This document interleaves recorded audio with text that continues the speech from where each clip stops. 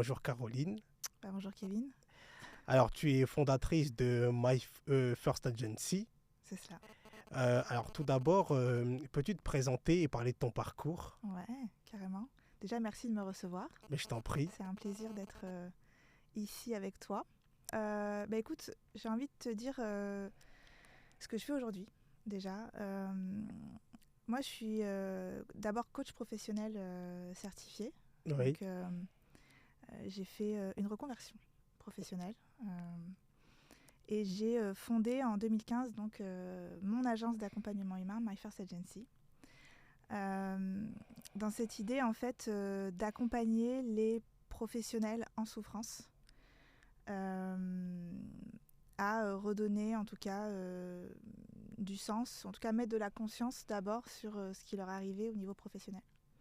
Et donc je travaille beaucoup avec mes coachs sur l'aspect carrière. Voilà, on est spécialisé vraiment dans l'accompagnement carrière, mais on a une porte d'entrée très développement personnel. Et en fait, j'ai donc, au fur et à mesure de mon parcours, développé un processus, une façon d'accompagner.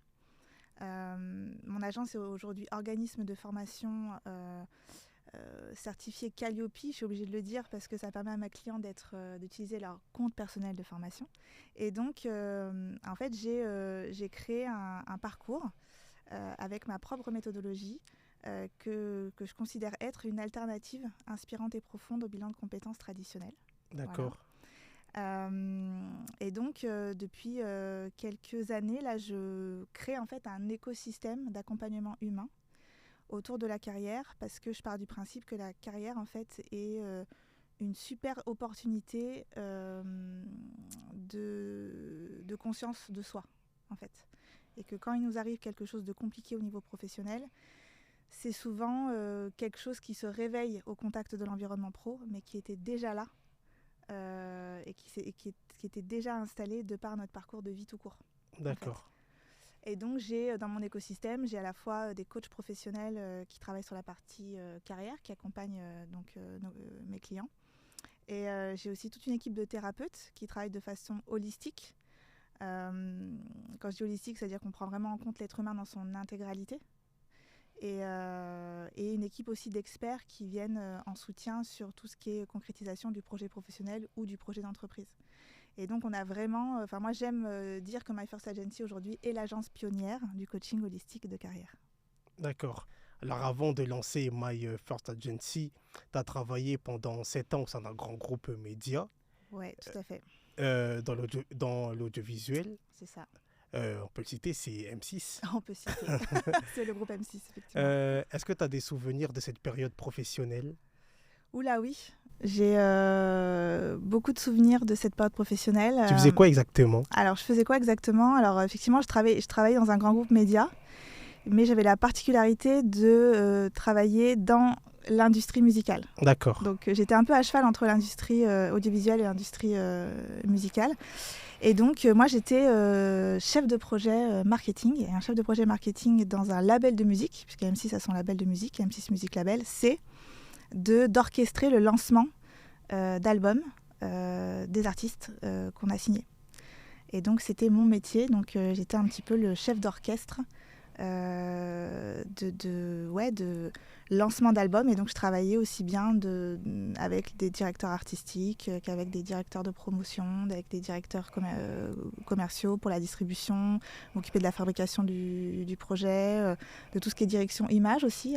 Donc voilà, il y a toute une équipe comme ça que j'activais et que je fédérais pour que le projet sorte en temps et en heure.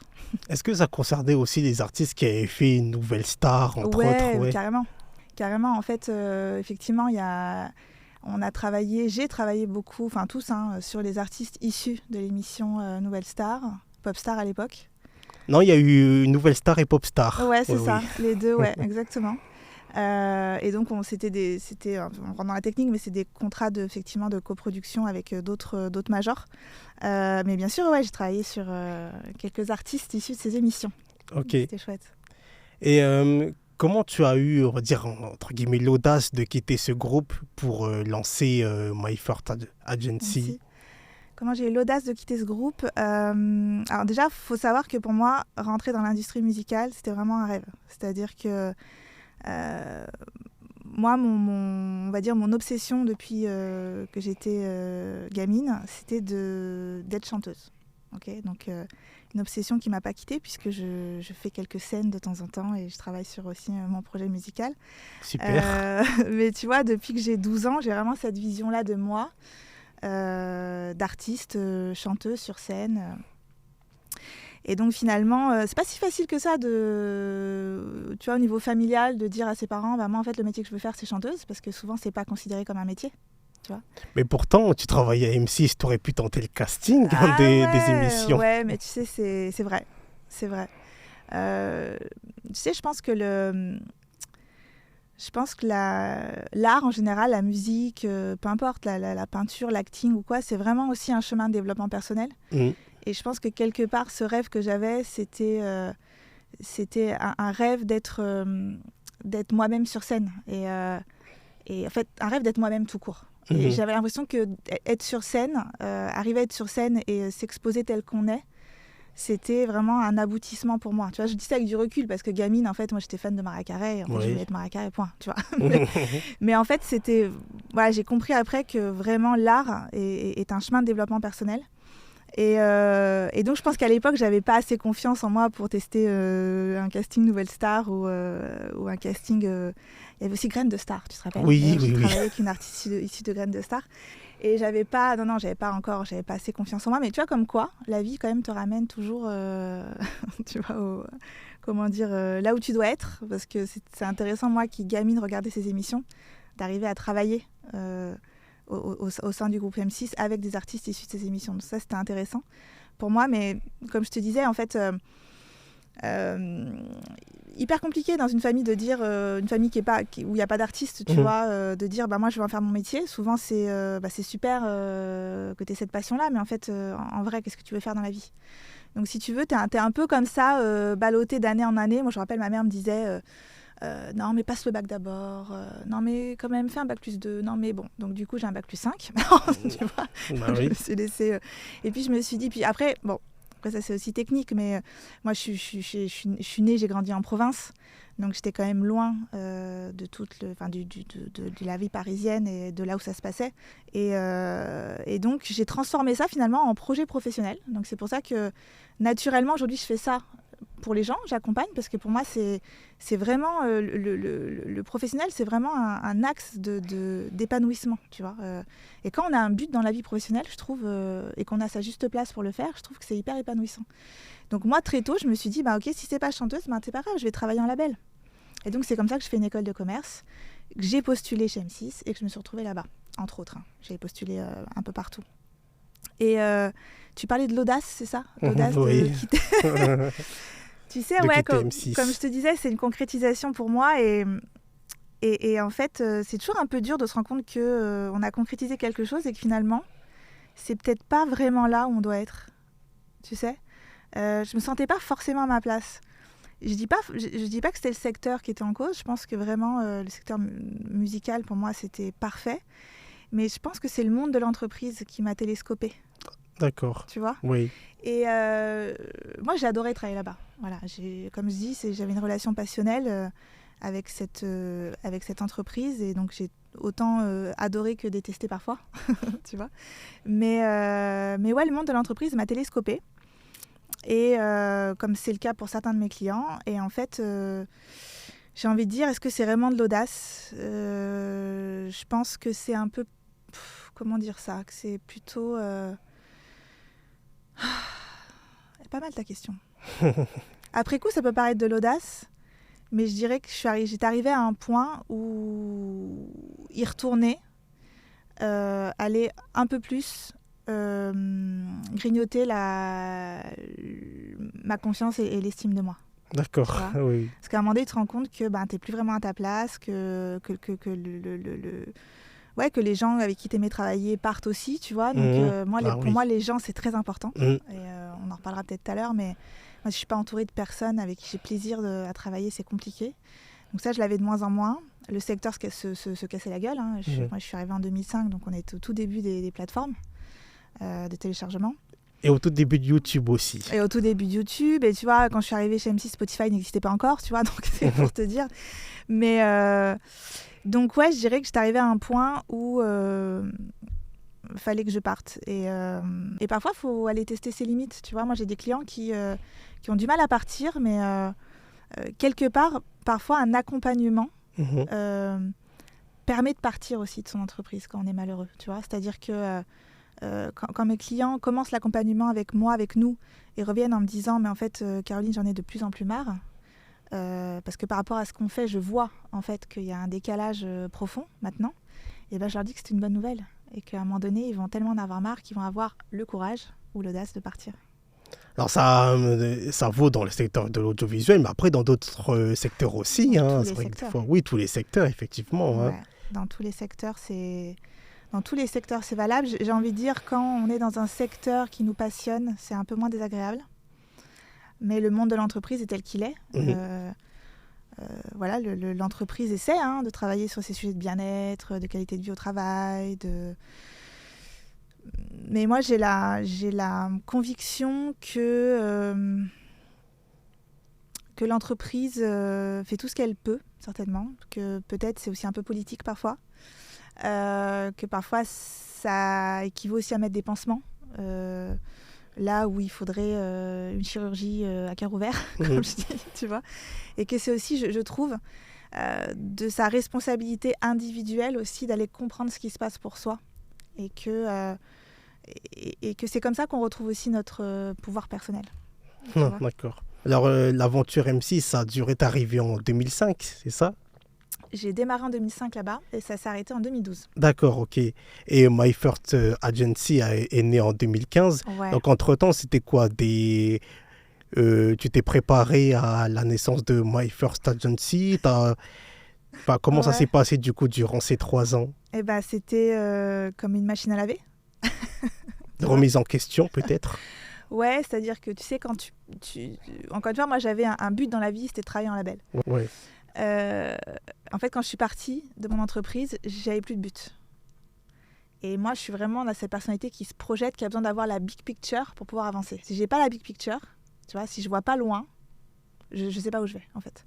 Donc là, je me suis retrouvée à avoir aucune vision, en fait, finalement, de ce que j'allais devenir après, au niveau pro en tout cas. Et donc ouais, je suis vraiment rentrée dans une machine à laver. Ça a été pour moi une rupture, tu vois, dans ma vie professionnelle. Je t'expliquerai peut-être après que j'en ai eu une deuxième aussi, qui a rebattu les cartes. Mais donc ouais, j'ai fait les montagnes russes. Là où j'ai été, je pense, où j'ai eu un élan qui m'a peut-être quand même guidée sans que je le sache, c'est que je me suis tout de suite lancée dans le développement personnel. C'est-à-dire qu'à l'époque, tu vois, comme quoi il n'y a pas de hasard, j'avais un ami qui commençait à le faire et à se former au coaching et qui m'a dit « Tiens, tu devrais aller t'intéresser à la PNL, donc la programmation neurolinguistique. » Et en fait, j'ai commencé comme ça, quelques mois après être sortie des effectifs de mon entreprise, à aller découvrir la programmation neurolinguistique, sans aucun objectif professionnel. Hein. C'était vraiment pour découvrir ça.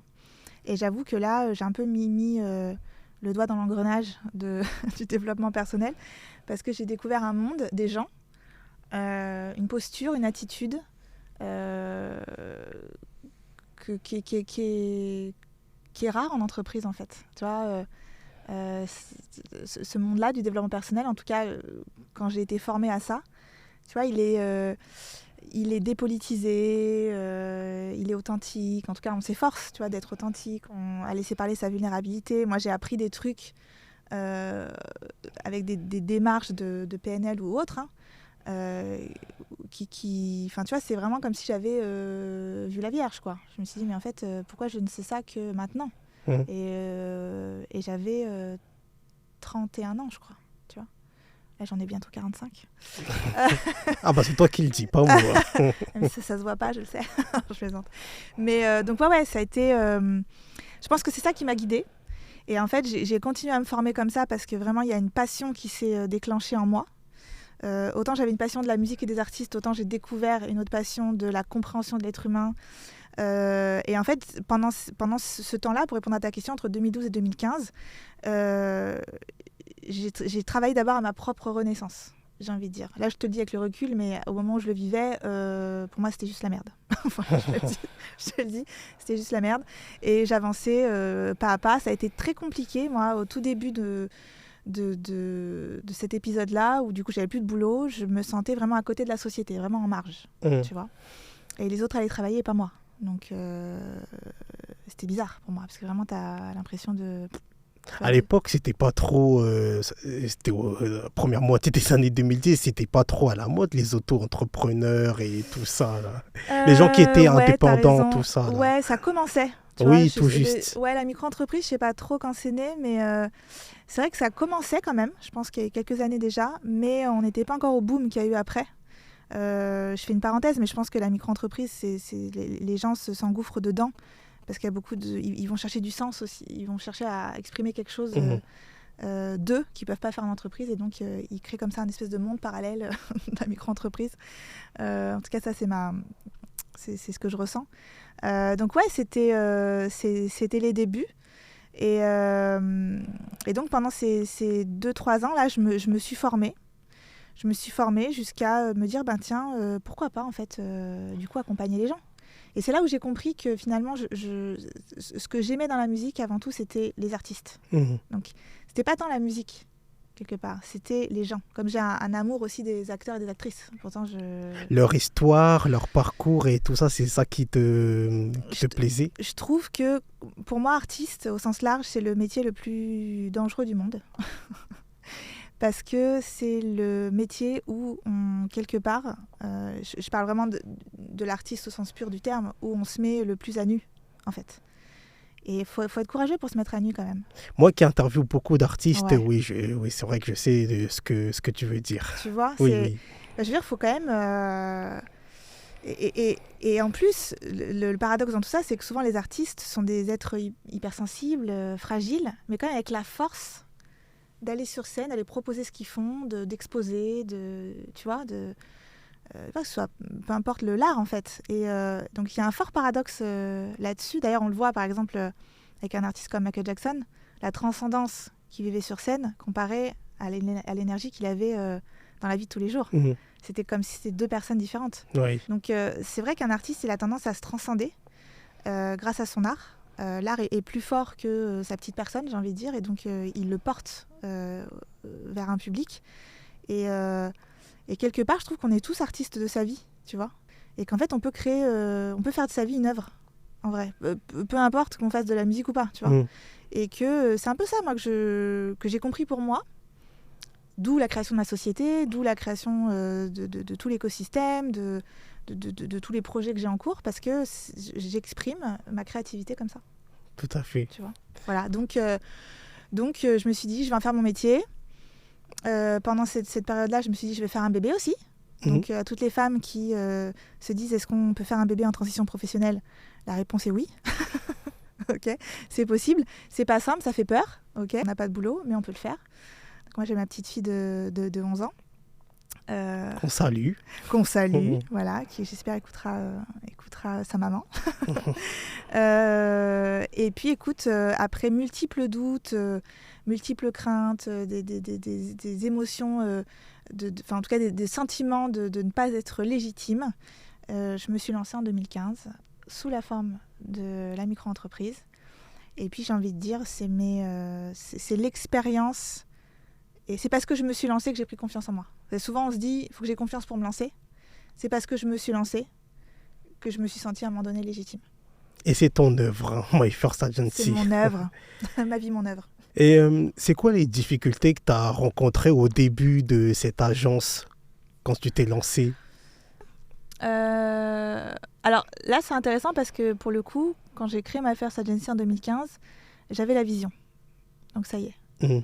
J'avais la vision, donc j'ai vraiment la vision d'une agence. Tu sais, souvent quand on se met à son compte, quand on fait de l'accompagnement, on dit on monte son cabinet de coaching ou... moi, un cabinet, pour moi, c'est des toilettes. Donc, Je voulais pas, tu vois. Je voulais pas monter mon cabinet, je voulais monter mon agence. Je trouvais ça beaucoup plus sexy. Et donc, j'avais la vision vraiment de proposer un espace d'accompagnement pluridisciplinaire. Donc, moi, j'avais vraiment un lieu dans la tête, tu sais. Ça, c'était avant Covid. Après Covid, t'as plus c'est différent, tu vois. Tu te dis que tu peux faire sans lieu physique aussi. Mais j'avais vraiment un lieu avec un espace pluridisciplinaire où on pouvait à la fois travailler sur l'intérieur, travailler sur l'extérieur. Moi aussi, il faut savoir, je suis conseillère en images certifiée. Les gens le savent peu parce que j'utilise, en tout cas, pas de manière technique cette compétence-là. Mais bon, comme j'ai fait de l'image toute ma vie avec les artistes, c'est assez naturel chez moi.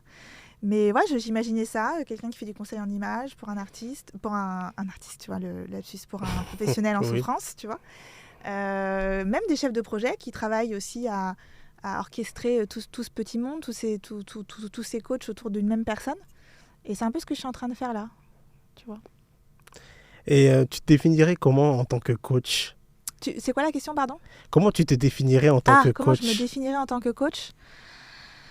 Je dirais qu'un coach, c'est peut-être dans le monde dans lequel on vit, en tout cas pour moi, et c'est comme ça que moi je me perçois aussi, et je te dis ça encore une fois avec du recul, hein. Je dirais que c'est la première porte vers un éveil de conscience. Voilà. On associe souvent le coaching à la performance. Tu sais, je vais être meilleure, je vais faire mieux, plus vite, etc. Moi, j'ai plutôt tendance à dire que j'accompagne les gens à faire moins, à ralentir et à se reconnecter à leur nature profonde. Donc, tu vois, je ne viens pas renforcer un état qui souvent les a propulsés dans le mur. Et c'est là où ils se sont dit, je ne suis pas assez performant, donc je vais prendre un coach pour l'être encore plus. Tu vois, je ne viens pas renforcer un pattern. En tout cas, c'est comme ça que je travaille. Un pattern qui est là. Il y a des gens qui le font très bien. En tout cas, il y a des gens qui en ont certainement besoin d'ailleurs. Mais pour moi, je suis plus là pour être la première porte vers un premier éveil de conscience. Je sais pas si c'est clair ce que je dis. Oui. Parfois, je parle avec des mots un peu perchés. Hein. Tu me dis. Bon, un petit peu technique, mais je vois ce que tu veux dire. Et tu parles beaucoup aussi de libérer son pouvoir personnel. Ouais. Comment tu définis cette notion ? Ouais, c'est vrai que j'en ai beaucoup parlé. Et tu vois, comme notre identité bouge tout le temps, tu vois. Et donc, du coup, mon positionnement en tant que coach et mon positionnement de boîte change tout le temps. Et je grandis et j'affine ma perception de la vie et des choses. Et en fait, je dirais qu'aujourd'hui, c'est pas tant libérer son pouvoir personnel parce que, tu sais, moi, j'aime bien le mot pouvoir, mais tu vois, il y a un truc quand même encore de faire, tu vois, d'y aller, quoi. Tu vois, il y a une énergie forte dans le pouvoir. Et moi, je suis plus maintenant peut-être sur cette idée de retrouver sa souveraineté intérieure. Tu vois ? Oui. Quand je dis souveraineté intérieure, c'est en fait redevenir le roi ou la reine de son royaume. Tu vois ? Tu vois, pour le royaume le royaume que nous sommes, nous, en fait, en tant qu'être humain. Et c'est pas facile dans ce monde dans lequel on vit. Je sais pas ce que tu en penses, Kevin, mais tout va à 100 à l'heure. C'est vrai, oui, c'est exactement ce que j'allais dire. Le monde va de plus en plus vite. J'imagine encore plus vite que quand tu as commencé avec... Ah oui, à l'époque, c'était presque cool. Moi, j'aimais bien l'époque du fax et tout. Tu vois, on prenait le temps, du courrier, tu vois. Ouais. On avait le temps, tu vois, de voir venir le truc et de le voir repartir. Là, on a toujours cette sensation d'être en retard de tout. Et on vit un peu à contre-courant de notre rythme naturel. Et donc, c'est hyper dur de redevenir roi ou reine de son royaume intérieur parce que, en fait, on nous laisse pas l'espace pour le faire. Tu vois, aujourd'hui, on travaille de 9h à 19h, on a les enfants, on a des soucis, le pouvoir d'achat diminue, il y a la pression, on doit faire plus avec moins, enfin, tu vois. Et en fait, on nous laisse pas l'espace de ça. Et voilà, en tout cas, moi, j'aime parler de ça. Sa souveraineté, récupérer sa souveraineté intérieure. Et est-ce que tu penses qu'il y a que de plus en plus de personnes ont du mal à se reconnecter à leur force intérieure ? Ouais. Je vais te dire, les gens n'en ont pas conscience, mais c'est la source de toute souffrance. Oui. En fait, quand tu as l'impression de plus rien maîtriser, de subir plutôt que de décider en conscience et d'agir. C'est pour ça que j'ai éveillé les consciences, parce que en fait, parfois il y a des environnements, des systèmes, des cadres qui te conditionnent, et en fait tu te fonds là-dedans. Tu vois, ça peut être dans un couple, tu peux te fondre aussi dans un couple et t'oublier. En tant que parent, tu peux t'oublier aussi. Dans une entreprise, tu peux t'oublier. Moi, je sais que quand je travaillais chez M6, c'est une marque très forte, donc on fusionne aussi parfois avec les marques dans lesquelles on travaille, tu vois. Oui. Moi, pendant 2 ans, quand je parlais d'M6, je disais on, alors que j'étais plus dans la boîte, tu vois. Donc c'est ça aussi, retrouver son identité, qui on est dans tout ça, nous. Et donc ouais, pour moi, c'est vraiment la source de toute souffrance. Et plus ça va aller vite, et plus le monde va bouger, plus il est nécessaire, en tout cas, de ne pas se perdre de vue. Et c'est hyper facile de perdre le contact, parce qu'en plus, on est dans une société où la fuite est permise à chaque moment. Quand je dis la fuite de soi, tu vois, les réseaux sociaux, si tu n'as pas envie de réfléchir sur toi, tu vas sur les réseaux sociaux, tu passes 2 heures dessus, tu regardes Netflix aussi, tu vois, tu t'enchaînes jusqu'à 1h du matin. Tu penses pas à toi quand tu fais ça. Bah, c'est ça. Tu vois.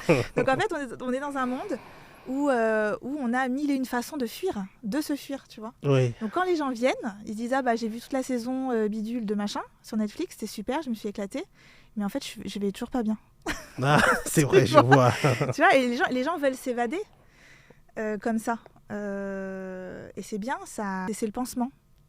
Bah, tu sais, parfois, quand il arrive que l'actualité soit pas forcément très joyeuse, par exemple, il fait pas beau dehors, ça nous déprime, tout ça. Regardez, par exemple, un, entre guillemets, vieux film ou une ancienne émission qu'on regardait, d'une autre époque, je veux dire. C'est vrai que ça a un côté réconfortant aussi. Bien sûr, oui. Bien sûr. Mais tu vois, la limite entre le réconfort et la fuite, elle est faible, elle est mince, tu vois. Et parfois, on n'a pas conscience qu'on fuit aussi. Et moi, j'en parle à connaissance de cause. Je suis une grande fuyante, moi. Voilà. Moi, quand ça va pas, je vais manger, je vais regarder Netflix. Donc, je le sais, mais je le fais en conscience. Pour ça, je te dis, tu vois, éveiller les consciences. Et à partir du moment où tu fais les choses avec la conscience de soi et dans la conscience de l'instant de ce que tu es en train de faire, tu peux agir dessus. Tu vois. Si tu n'as pas la conscience, bah, tu continues en boucle, en fait.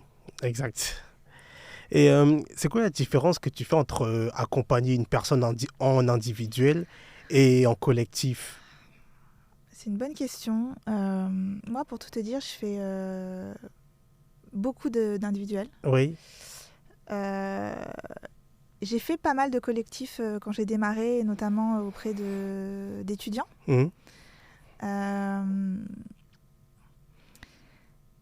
Et là, j'aimerais en faire. Tu vois, sur la partie carrière, je suis en train de travailler sur, en tout cas, un parcours en collectif avec des professionnels en souffrance, pour les professionnels en souffrance. Quelle différence on peut faire ? Je dirais que ça peut être 2 accompagnements complémentaires déjà. Moi, j'ai des clients parfois en individuel qui quand je propose, tiens, est-ce que tu as envie de rencontrer une autre cliente qui en est au même stade que toi dans l'accompagnement, ou 2 autres clients, parce que parfois, il y a des passages difficiles. Et donc, parfois, on a l'impression qu'on est les seuls à traverser ce passage difficile. Tu vois, par exemple, quand tu explores le marché pour trouver ta voie, tu vois, il y a des résistances qui remontent, il y a des peurs qui remontent. Est-ce que je vais vraiment pouvoir faire ça ? Et pouvoir le partager avec quelqu'un d'autre, ouais, c'est sécurisant. Et puis, ça permet aussi de travailler en intelligence collective. Il y a des personnes qui savent très bien donner des conseils aux autres, des conseils qui ne suivent pas eux-mêmes. Mais tu vois, le fait de dire, tiens, je donne un conseil, et pourquoi moi je ne le suivrais pas aussi finalement, tu vois. Donc il y a un effet miroir qui se fait dans le collectif qui est assez intéressant, et que j'aimerais expérimenter plus. Ouais, je vais le faire. Moi, je te souhaite. Merci. Il y a 2 notions qui font partie de ton approche. Il y a le personal branding et le branding carrière. Ouais. Alors, est-ce que tu pourrais définir ces 2 notions ? Ouais, alors le personal branding, c'est pas moi qui l'ai inventé, j'aurais voulu, mais en fait, le personal branding, c'est le processus qui te permet de faire émerger ta marque personnelle. Donc, la marque personnelle, c'est ce qu'on a d'unique et de différent en nous. et la manière dont on l'incarne en fait au quotidien. Donc c'est vraiment, on parle vraiment de singularité, d'unicité. Donc le personal branding, ça a été théorisé par plein d'auteurs dans les années 80. C'est évidemment né aux États-Unis, comme beaucoup de choses. Et c'est venu très tard chez nous, comme souvent, tu vois. Mais on va dire qu'en France, ça a peut-être une vingtaine d'années. Je la cite parce que c'est une personne que j'aime beaucoup. Moi, j'ai été formée au personal branding. Et d'ailleurs, c'est une marque déposée par Béatrice Cuvelier en France, qui donc est la seule habilité, en tout cas, à accompagner, en tout cas à former, personal branding de manière certifiante. D'accord. Et en fait, le personal branding, c'est vraiment on a l'impression que le personal branding, c'est vraiment, tu sais, d'ailleurs, c'est ce qu'on véhicule souvent sur LinkedIn, ou les consultants LinkedIn, c'est vraiment, tu sais, on travaille beaucoup sur la partie émergée de l'iceberg. Hein, donc, l'image, le positionnement, le storytelling, les réseaux sociaux, etc. Alors qu'en fait, ça, c'est la cerise sur le gâteau du personal branding. Et en fait, comme un iceberg, si tu n'as pas travaillé sur tout ce qu'il y a au-dessous de l'eau, ce qui va pointer et qui va être visible, va pas forcément te ressembler, tu vois. Donc en fait, le personal branding, c'est plutôt là où certains vont dire je vais te packager pour te vendre correctement. Et ça, c'est plutôt du marketing de soi. Le personal branding, c'est plutôt je vais te dépouiller, je vais enlever toutes les couches en trop qui font qu'aujourd'hui, tu as l'impression que tu te reconnais plus et tu es à la mauvaise place, etc. Et on va revenir à l'essentiel de qui tu es. Et on va voir à quel point tous ces ingrédients que tu as en toi forment une marque personnelle unique. Et différente, tu vois.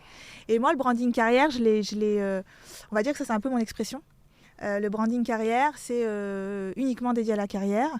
Et c'est uniquement cette partie-là où tu vas travailler ta communication et ta différenciation.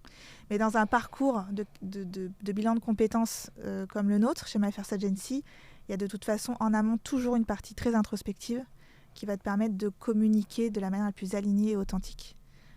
À travers un positionnement vraiment que tu portes sur ton marché du travail. Si on est vraiment terre à terre, tu vois, j'arrive à redescendre sur la terre aussi.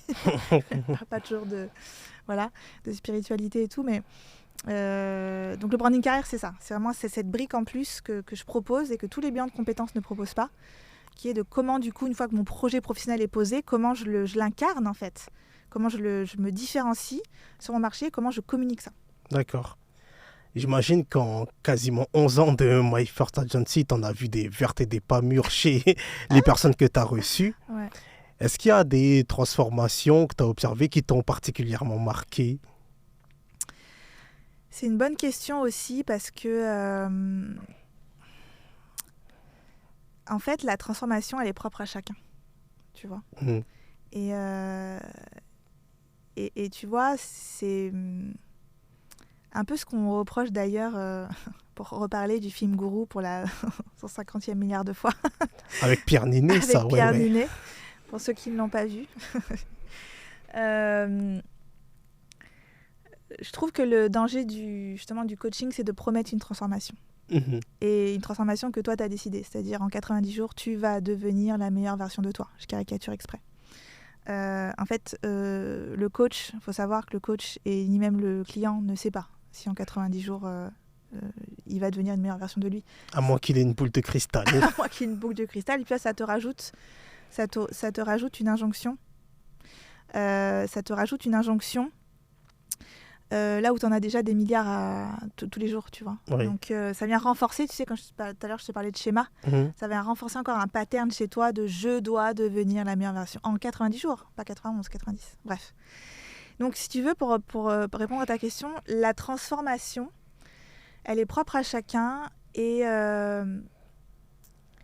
parfois ça peut être frustrant pour le coach de ne pas avoir quelque chose de visible, tu sais. Et ça, en général, on le travaille en supervision. Tu sais, quand parfois le coach veut plus que son client les choses, tu vois. Ça arrive, en même temps, des êtres humains, tu vois. Mais parfois, la transformation, elle est silencieuse, en fait. Tu vois, tu la sens dans l'énergie. Tu sens que la personne sourit plus, alors qu'elle était vraiment hyper fatiguée, hyper épuisée. Enfin...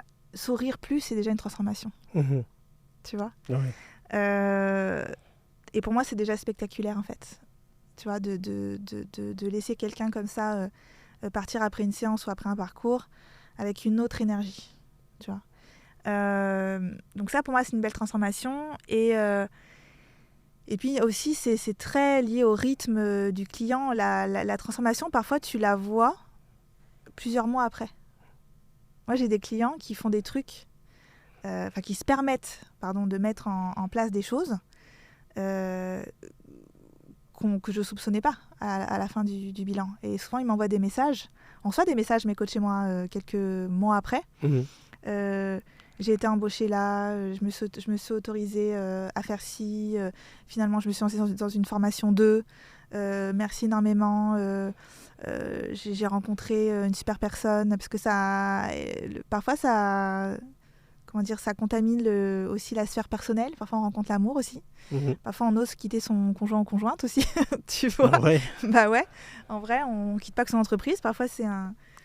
Voilà, et dans l'instant, pour la personne, c'est évidemment OK. Hein. Mais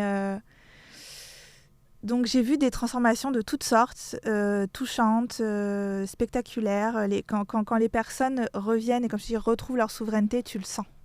Tu sens qu'en fait, c'est eux, à un moment donné, qui reprennent le lead dans les séances. Oui. Tu vois ? Et en fait, tu n'as même pas besoin de poser beaucoup de questions. C'est clair pour eux. Et la clarté, je pense que c'est... Une fois que tu as la clarté, finalement, tu es libre d'aller où tu veux. Exactement. Tu vois ? Oui. Donc, voilà. Un sourire, simplement, c'est déjà une belle transformation. Bah oui. Alors, sans trop rentrer dans le côté privé, enfin, c'est tout à ton honneur. Quel genre de personne tu es en dehors de My First Agency ? À moins que ça soit du H24, mais je crois pas, parce que tu parlais d'un projet musical aussi que tu faisais. Alors, je t'avouerais que My First Agency, c'est quand même en vrai du H24. Parce que je crois que quand... Ça va peut-être faire hurler ceux qui veulent un équilibre vie pro, vie perso. Mais en fait, j'ai cette croyance que quand on est à sa juste place, en fait, cette barrière s'efface un peu. C'est la frontière qu'on va mettre entre le pro et le perso s'efface un peu. Alors, il faut faire gaffe, hein, parce qu'en plus, quand on est entrepreneur, on a tendance aussi à travailler dès qu'on a un espace, pour travailler. Oui. Moi, ma boîte, en fait, c'est que... et après, il faudra que tu me reposes ta question, parce que je l'ai oublié, je pense. Mais ma boîte, c'est vraiment... c'est juste un véhicule pour exprimer ma mission de vie. Tu vois ? Donc, ma mission de vie, en fait, elle est là tous les jours. Je peux pas me dire, bon, bah là, non, je suis en week-end, ma mission de vie, j'y pense plus. Tu vois, en vrai, c'est... Donc, repose-moi ta question, Kevin. Alors oui, qui est Caroline en dehors de... Merci. Eh ben, écoute, je crois que je suis pas bien différente de qui je suis dans le pro, déjà. C'est là où je voulais en venir.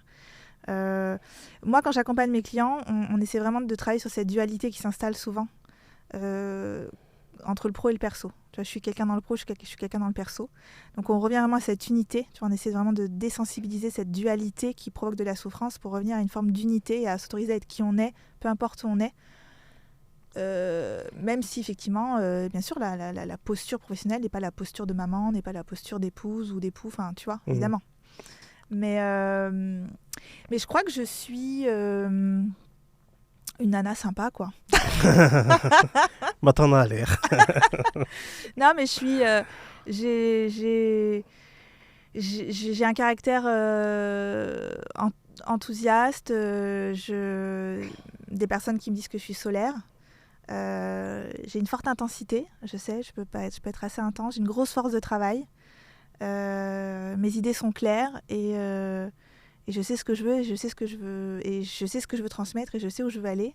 Donc je suis quand même quelqu'un d'assez engagé et convaincu. Est-ce que ce sont des qualités qu'on te trouvait déjà à l'époque d'M6 ? Une nana sympa, ouais. Mais je pense que parce que tu as peut-être progressé aussi. Non, mais j'ai carrément progressé. Oui. Mais toi, tout à l'heure, je te disais que... Enfin, j'ai carrément progressé. C'est meuf qui a la grosse tête. Non, mais comment dire, les chemins artistiques et l'art est un chemin de développement personnel incroyable, mais l'entrepreneuriat est un chemin de développement personnel incroyable.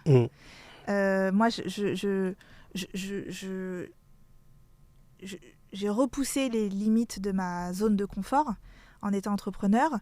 Et en fait, c'est comme un artiste sur scène. Ce que je dis, c'est en fait, ma mission est tellement plus importante quelque part que mes propres peurs que j'ai appris à vendre. Par exemple, tu sais, les coachs qui se mettent à leur compte, souvent ils se disent mais moi je ne sais pas me vendre en fait, et je ne sais pas vendre ce que je fais. Oui. Et en fait, c'est juste pour moi, c'est juste une question de clarté sur qu'est-ce qu'on représente sur ce marché-là. Mais ça vaut pour toutes les fonctions, tu vois. Une fois que tu sais ce que tu représentes sur ce marché-là, et en fait, tu peux en parler, magie, tu vois. Oui. Et si tu es convaincu que tu as ta place sur ce marché-là et que tu fais quelque chose qui a de l'impact, alors bien sûr, c'est comme tout, quand on veut apprendre à nager, il faut se mettre dans la piscine, tu vois. Donc, il faut d'abord se lancer et après, tu prends conscience que tu es vraiment à ta place. Et donc oui, ça fait un peu peur au début, tu vois. Mais non, je ne suis plus la même personne que quand je travaillais à M6. Quand je travaillais à M6, j'étais un côté de moi timide. Mais tu sais, la timidité, souvent, on dit « je suis timide ». Mais j'ai appris récemment, parce que je suis formée aussi en neurobiologie, donc tout ce qui a trait au système nerveux autonome et aux nerfs vagues, qu'en fait, finalement, la timidité, ce n'est qu'un état de nous qui s'exprime. Tu vois, c'est pas une identité. Ouais. C'est juste, à un moment donné, on est insécurisé, et hop, tu vois, on se met en retrait. Tu vois. Donc, c'est pas irréversible, voilà. Et que, oui, je pense qu'il y avait plein de choses qui m'insécurisaient à l'époque, qui m'insécurisent moins maintenant. Et... même s'il y a beaucoup de choses qui m'insécurisent encore. Mais ça, c'est le parcours de vie, tu vois. Ah ouais. C'est le parcours d'une vie. Alors, depuis le début de l'entretien, tu as beaucoup mis l'accent sur le côté humain aussi, bien évidemment. Est-ce qu'il y a des histoires aussi qui t'ont particulièrement touché chez My First Agency? Chez mes clients, tu veux dire? Oui, chez tes clients plutôt, oui. Ouais, beaucoup, en fait. Ouais, beaucoup. Il y a des choses que j'ai entendues, d'histoires de vie professionnelle de mes clients qui ont pu me mettre en colère, tu vois. Donc ça, c'est intéressant parce que ça parle aussi de moi. C'est en ça que le coaching est super, parce qu'on progresse beaucoup avec ses clients aussi. Il y a des clients qui viennent activer chez nous des choses, pas parce qu'ils le veulent, mais parce que leur histoire résonne chez nous et on se dit « Ah, merde, il y a un truc... qui n'est pas encore désensibilisé, tu vois. Mais il y a des choses qui m'ont mis en colère. Il y a des personnes qui vivent des situations agressives, toxiques, injustes, dysfonctionnelles, et qui parfois, comme je le disais tout à l'heure, l'ont déjà vécu au niveau personnel. Parfois, l'enfance a été dysfonctionnelle, l'enfance a été chaotique. Et parfois, il y a une partie de nous qui va vers ce qu'il connaît, tu sais. Et en fait, ça, c'est important d'avoir de la conscience dessus. Parfois, on va dans des environnements qui vont nous mettre dans une forme de chaos. Parce qu'on connaît, donc on sait faire face. Et parfois, on ne sait pas faire face quand tout va bien. Ça fait peur. Merde, tout va bien. Du coup, qu'est-ce que je fais quand tout va bien?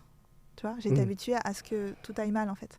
Donc, c'est pour ça que ce qu'on fait, nous, chez My First Agency, je fais un peu ma pub, t'as vu, c'est ça qu'on va chercher, en fait. C'est pas simplement se dire ok, ça va pas au travail, donc je vais te mettre dans un autre environnement sur une autre fonction. C'est sûr que ça va... Si tu sors de l'environnement dysfonctionnel et que tu vas dans un autre, a priori, ça va aller mieux. Mais peut-être que ça va durer que quelques mois ou quelques années, et hop, le schéma va se rejouer à un moment donné, tu vois. Donc vraiment, et c'est pour ça que le collectif de thérapeutes qui est là en soutien de nos clients est important, parce que quand le coach perçoit un blocage qui est de l'ordre thérapeutique, on a cette chance d'avoir ce collectif-là et de pouvoir proposer, réorienter vers un thérapeute qui va pouvoir aller faire sauter quelque part le problème à sa racine, tu vois. Et quelle était ta question, Kevin? C'est en fait les histoires qui t'avaient le plus touché. Oui. Je t'en prie. Je suis la spécialiste de la digression. Parce que j'ai une pensée en arborescence, vois-tu? Ah oui. Et du coup, tout s'allume en même temps. Donc, il faut me ramener sur le droit chemin, parfois. Donc, ouais, je ne saurais même pas identifier. Je ne saurais même pas identifier un client en particulier. Ce qui est symptomatique dans l'entreprise, dans les environnements dysfonctionnels, est assez similaire. Il y a des choses qui reviennent à chaque fois, tu vois. Un manager ci, un manager ça, on a essayé de me mettre au placard, je propose des choses, on m'écoute pas. Enfin, il y a des choses vraiment qui sont assez similaires d'histoire de vie pro. Et donc, c'est intéressant de le noter, de voir qu'il y a... Comment soigner l'entreprise, Kevin ? C'est ça la question. Oui. Ah bah ça, c'est une question ouverte. Hein. Comment soigner l'entreprise ? C'est un système complexe, l'entreprise. C'est d'ailleurs pour ça que je préfère travailler avec les individus hors du système de l'entreprise plutôt que dans le système de l'entreprise, tu vois. Mais bon, après, c'est mon choix. Alors, chez My First Agency, j'imagine que tu n'es pas toute seule. Hein. Il y a une équipe. Il y a mon écosystème d'amour. Alors, qui sont les personnes qui y travaillent ? Alors, moi, je travaille entourée d'indépendants. Oui. Voilà, c'est un peu, j'ai envie de dire, c'est un peu ma vision du monde, tu vois. Non pas que je sois contre le salariat ou le CDI, mais tu l'auras peut-être remarqué que nos jeunes, en ce moment, ils fuient un peu le CDI. C'est vrai, ouais. Tu vois, une espèce de tendance qui se fait où c'est quand même assimilé un peu à, tu vois, à des menottes, tu vois, genre, je suis enchaînée. Et les gens aiment bien l'intérim. L'indépendance aussi. Ouais, l'indépendance. Mais tu vois, c'est cette idée de ne pas être enchaîné à une entreprise ou à une mission. Et moi, c'est vrai que dans ma vision du monde, on est très au clair sur nos talents et en fait, on vient apporter de la valeur aux autres. Et oui, on a cette liberté d'organisation, de proposition, d'être qui on est, d'agir, de choisir nos clients, de choisir d'y aller, de ne pas y aller, tu vois. Enfin, donc c'est pour ça que c'est important pour moi vraiment de travailler avec des gens qui sont aussi dans cette même veine-là, cette même philosophie. Donc aujourd'hui, j'ai monté une équipe, on est 8 coachs, mais certainement que cette année, j'espère recruter un peu plus de coachs qui matchent avec ma philosophie. Mais aujourd'hui, on est 8 coachs, donc je les ai recrutés il y a quelques années. Vraiment, j'ai voulu des coachs sensibles, intuitifs, connectés, avec l'esprit ouvert, plutôt dans l'éveil de conscience que dans la performance. Voilà, je préfère le mot conscience à performance. Voilà, qui ont vraiment qui sont connectés ciel et terre, quoi, qui peuvent aussi bien parler de spiritualité que vraiment de mise en œuvre d'un projet pro et de marché du travail. Et donc, je les ai formés à ma méthode. Voilà, donc ils sont tous coachs professionnels certifiés, spécialisés de la carrière et formés à ma méthode que j'ai appelée la méthode FIRST, tout simplement. Et donc, on est une quinzaine de thérapeutes, mais qui sont capables, en fait, d'intervenir auprès du client, aussi bien sur le plan physique que le plan émotionnel, que le plan mental, que le plan énergétique. Tu vois, donc on a des énergéticiens, on a des hypnothérapeutes, on a des sophrologues, on a pour donner des exemples. Et puis des gens qui peuvent aussi intervenir vraiment d'un point de vue de ce qui se passe dans notre existence actuelle, donc toutes les blessures liées à notre enfance, ce qu'on appelle les blessures de l'enfant intérieur, mais aussi d'un point de vue transgénérationnel aussi. Beaucoup de choses qu'on porte sont liées à la mémoire de notre lignée familiale et qu'on rejoue en entreprise. On n'y coupe pas en général. Et puis pour ceux qui ont l'esprit encore un peu plus ouvert, je le dis avec des grosses pincettes parce que je sais que ça peut rebuter, mais c'est un travail que j'ai fait pour moi aussi. Donc c'est tout ce qui est karmique en fait, la mémoire de l'âme, pour ceux qui y croient. Il y a aussi des choses qu'on porte qui ne sont pas forcément de cette vie-là, tu vois. Mais ça dépend des croyances de chacun. Moi, je force personne à aller sur ce champ-là. Et puis, on a une équipe. Donc là, on est une quinzaine de thérapeutes, mais on a vocation à grossir encore.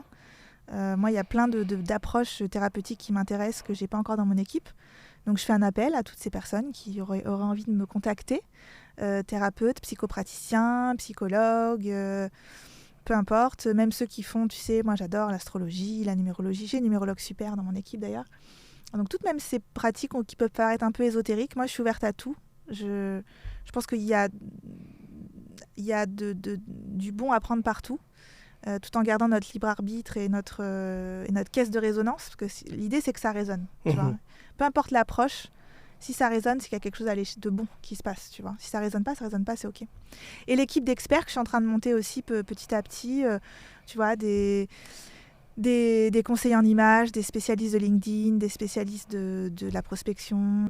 Toutes ces personnes-là qui peuvent vraiment, de manière très pragmatique et opérationnelle, t'aider à incarner dans cette vie-là, sur ton marché, ton projet professionnel, et à le mettre en route, à le développer. Bien, super. Tu vois ? Oui. Voilà. Alors, plus léger, tu as évoqué tout à l'heure Maria Carré, donc tu es aussi une passionnée de chant. Ouais, j'aime. Oui, effectivement ton projet musical. Est-ce que c'est un exutoire pour toi ? Oui, mais encore une fois, parce que avec du recul, je l'ai compris il y a quelques années. Ouais, c'est un exutoire dans le sens où je sais que dans des moments, moi je suis quelqu'un d'hypersensible, tu vois, mais ça je l'ai compris aussi après, tu vois. Et donc pour moi ça demande un effort de me conformer au système qu'on me propose. Moi mon premier jour d'école, je me rappelle, j'avais 3 ans, j'ai pleuré toutes les larmes de mon corps avec une maîtresse qui était excédée par par le fait que je lui courais après en me disant je veux ma maman, je veux ma maman. Je me disais mais qu'est-ce que je fous là, tu vois, j'ai pas demandé à être dans une classe que je ne connais pas avec des gens que je ne connais pas, au secours, tu vois. Donc j'ai cette hypersensibilité là et c'est vrai que me conformer à certains systèmes, soit l'école, l'entreprise ou même d'autres systèmes, peu importe, et ben ça me suis rendu compte que je coupais ma respiration. Tu sais, j'ai un truc avec la respiration, moi. La respiration, c'est la vie, c'est l'existence, tu vois. Ah oui, bah oui. Et oui, tu vois, je respire là, tu vois. Et oui. Et donc, en fait, j'ai compris après que le chant, pour moi, était une façon de respirer. C'est aussi simple que ça. C'est aussi simple que ça. Et c'est aussi assez puissant pour moi de voir ça comme ça. C'est pas que faire sortir des notes de ma bouche. C'est une façon pour moi de me sentir exister et de mettre en route ma respiration, avec laquelle parfois j'ai des difficultés. Et tu chantes tes propres chansons ou tu reprends des chansons connues Alors moi j'ai été formée par un chef de chœur gospel. Ah d'accord. Quand j'étais plus jeune. Ouais. Donc j'ai une formation gospel. J'ai fait un peu de chorale, mais pas tant que ça. Parfois on pense que le gospel c'est forcément de la chorale, mais non, j'ai pris pas mal de cours de chant individuel et moi j'ai de toute façon un amour aussi pour tout ce qui est pour tout le genre musical afro-américain. Et donc j'ai fait beaucoup de reprises, à un moment donné beaucoup de covers. Et puis il y a tu sais, tout à l'heure je te parlais de ma rupture de vie pro en 2012, mais j'ai aussi eu une rupture de vie perso en 2022 qui m'a permis de travailler beaucoup sur moi et d'amener aussi mon agence là où je vais l'emmener, tu vois, d'ouvrir le champ de l'accompagnement à des choses plus larges avec mon équipe et tout. Et j'ai perdu le fil. non, je demandais en fait si tu faisais tes propres chansons. Oui, voilà. Et donc, merci Kevin. Oui, je t'en prie. Sur le droit chemin. Et donc, effectivement, après cette rupture, au moment de cette rupture de vie perso, j'ai eu besoin, pareil, de me reconnecter, je pense, à mon souffle, à ma respiration et à mon existence. Et donc, c'est là où j'ai décidé d'exprimer ce que j'avais sur le cœur. Et donc, j'ai coécrit des chansons avec ma sœur, qui s'est avérée être une co-auteure incroyable. Et elle n'avait jamais fait ça, figure-toi. Oh bah super. Ma sœur était très, très talentueuse, Alison aussi. Et avec une équipe aussi de musiciens et de coach vocal aussi. Donc, je vais les nommer quand même parce que je les adore, Josias et Manu, qui m'ont aidé à sortir, en tout cas à sortir de moi des titres. Et donc, j'étais assez fière de ça. Ouais. Et est-ce que tu as un petit live de prévu? Non, Kevin, j'ai pas. Mais je sais que tu viendras. Hein, ouais. Tu viendras à mon live. Oui, bien sûr. Non, je t'avouerai que j'ai travaillé sur ce projet-là et j'ai fait des lives sur des scènes parisiennes il y a peut-être 2 ans. Et j'ai mis le projet en stand-by parce que j'ai tendance, tu sais, à être en arborescence dans mes projets aussi, pas que dans ma tête. Oui. Et donc, du coup, je démarre plein de choses en même temps et après, je m'épuise. Oui, c'est ça. C'est ça, c'est mon problème à moi. Donc, j'ai mis un peu en stand-by. Mais je sais que je vais y revenir et que là, je me concentre vraiment sur sur ma structure pour l'emmener là où j'ai envie d'aller. Mais de toute façon, le chant revient toujours. Que veux-tu ? Bah oui. Et est-ce que toi, tu as des modèles qui t'ont inspiré ou qui t'inspirent toujours? C'est une bonne question. Bah, je te dis, moi, Après, ça peut partir aussi de quelqu'un que tu connais, bien sûr.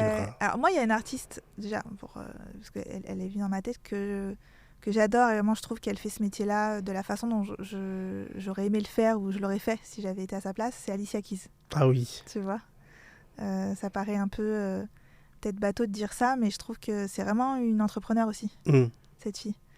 Et puis, elle écrit ses textes, et elle compose sa musique, et ouais, elle crée son écosystème à elle, en fait.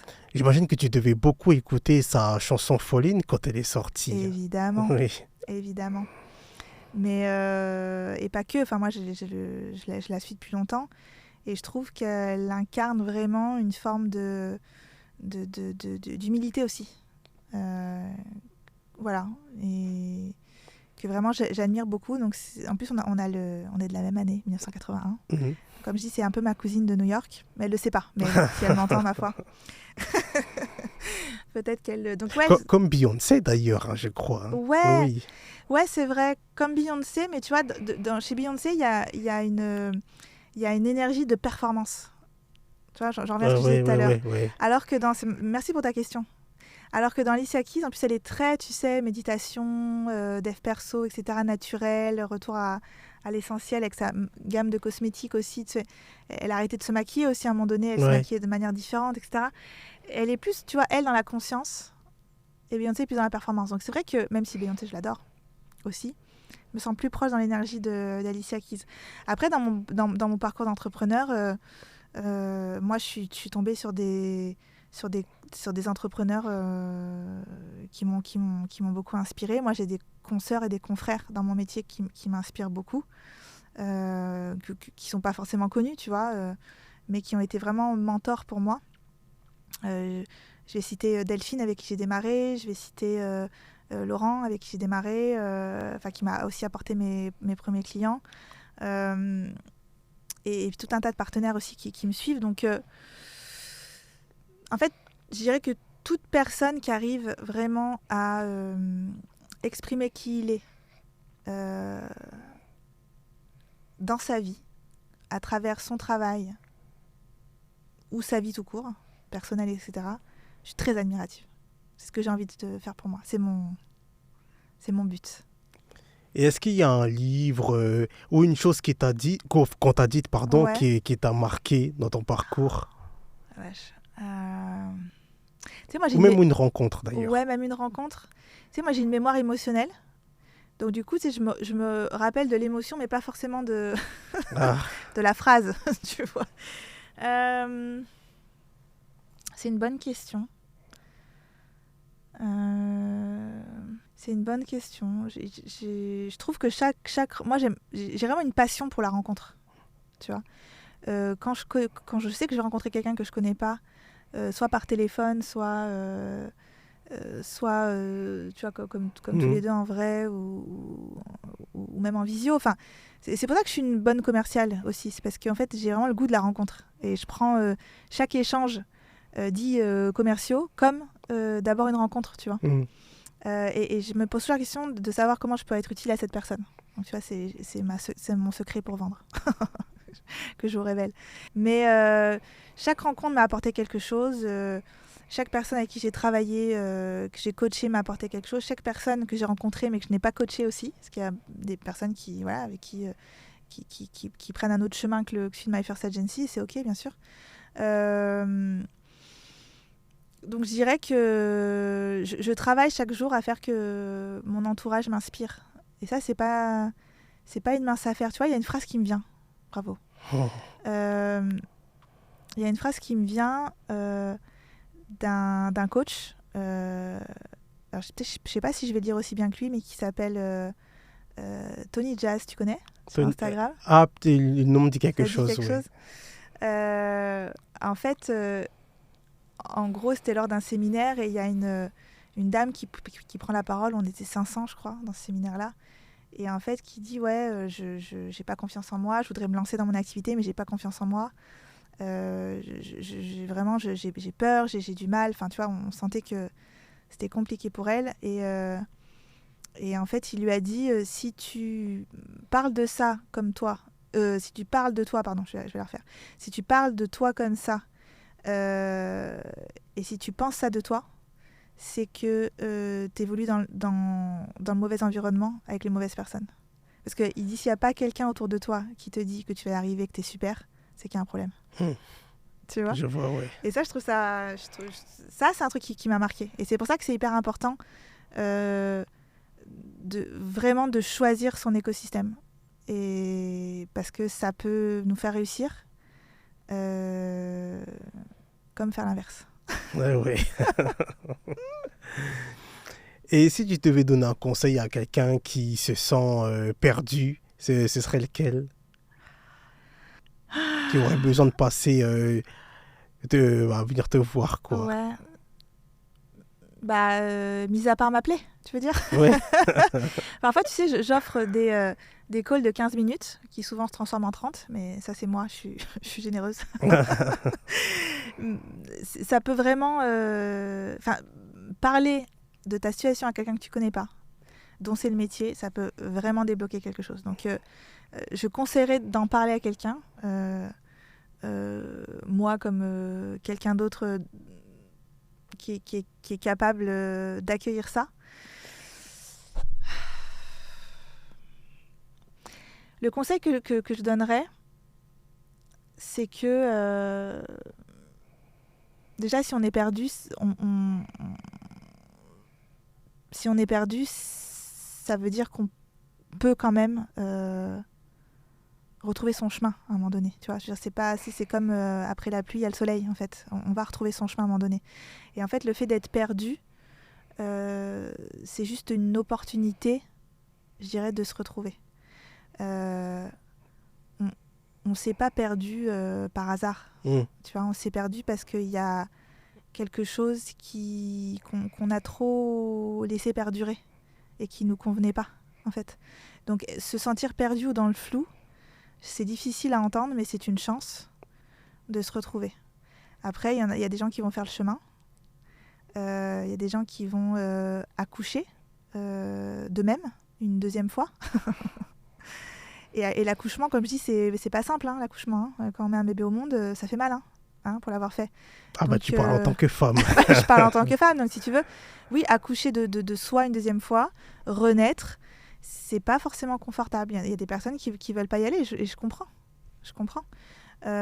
Mais voilà, commencer à se dire qu'on n'est pas perdu ou dans le flou par hasard et que c'est une chance de retrouver son chemin et de se retrouver soi-même. Super. Alors, avec My First Agency, tu as évoqué le fait de recruter d'autres personnes. Est-ce que tu as des objectifs pour l'année 2026 ou les années à venir ? Oh là là, tellement. En plus, là, le marché de la formation nous challenge puisque moi, en tant qu'organisme de formation, et donc avec la possibilité que mes clients utilisent leur CPF, je ne sais pas si tu en as entendu parler, c'est un peu technique et un peu réglementaire, mais en fait, le CPF est plafonné à partir de demain pour le bilan de compétences. Donc, ça veut dire que les personnes qui ont une enveloppe CPF son max, c'est-à-dire 5 000 pour le privé, je crois, et 8 000 pour le public, il me semble, si je ne me trompe pas, ne pourront utiliser pour un bilan de compétences que 1 600 € maximum. Et quand on sait que un bilan de compétences, on le fait aussi souvent dans l'époque dans laquelle on vit parce qu'on a perdu le sens de soi et de ce pourquoi on est là, et très souvent aussi par mal-être, accompagner quelqu'un avec une enveloppe de 1 600 €, c'est un peu faible, sachant qu'il faut du temps et de l'espace et un rythme, prendre le temps de le faire, quoi. Ça, je ferme la parenthèse. Donc en 2026, le marché va me demander de me challenger, donc vraiment de repenser mes offres. Mais pour répondre à ta question, c'est ça ta question, hein, c'est qu'est-ce que j'ai prévu en 2026 ? Oui. Merci. Merci Kevin. J'ai prévu plusieurs choses. Et donc déjà de proposer des parcours en collectif, parce qu'on en a parlé tout à l'heure, mais je crois beaucoup à la force du collectif, à la force de la vibration du collectif et de l'énergie qu'on peut en retirer à travailler sur soi à plusieurs, en tout cas dans des cohortes comme ça, dans des groupes et à échanger ensemble. Donc il y a effectivement des parcours en collectif qui vont sortir. Et il y a quelque chose qui me tient très à cœur, c'est le lancement de mon école de formation pour les coachs carrière de demain. Et des coachs carrière sensibles, intuitifs, connectés.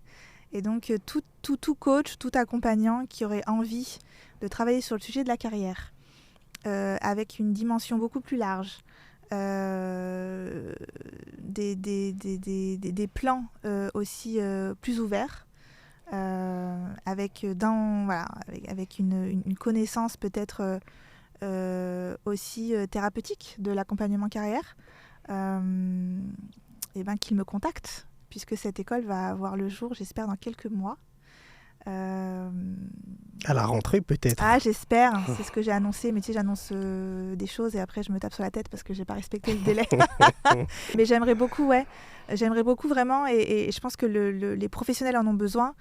Le monde de l'entreprise a aussi besoin de professionnels qui ont retrouvé leur souveraineté pour être au meilleur de leur potentiel. Et je pense qu'on a besoin de coachs carrière qui travaillent plus sur la conscience que sur la performance. Vous l'aurez compris. Super. Mais merci à toi, Caroline. Merci, Kevin. Où est-ce qu'on peut te retrouver sur les réseaux sociaux? On peut me retrouver sur LinkedIn. Je prends la parole pas mal sur LinkedIn. Donc, vous pouvez, si vous avez envie de me suivre, Caroline Bijac, je poste beaucoup à partir de mon compte.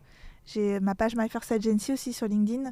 Je poste là parce que la majorité des personnes, de mes clients sont là. Des personnes qui peuvent être intéressées par ce que je fais. Et puis Instagram, ce serait un rêve, mais il me faudrait une équipe de community manager que je n'ai pas encore.